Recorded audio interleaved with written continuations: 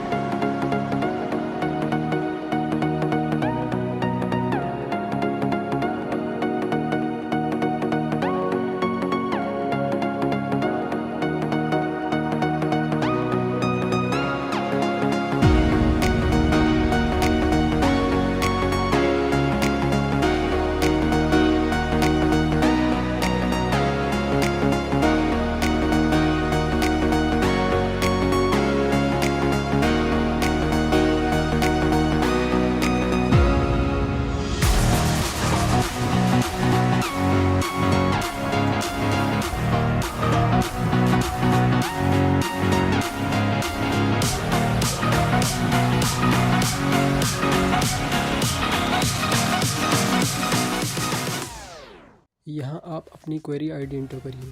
अगर आपको नहीं पता क्वेरी आईडी क्या होती है तो डिस्क्रिप्शन में वीडियो की लिंक है, जाकर देख लो।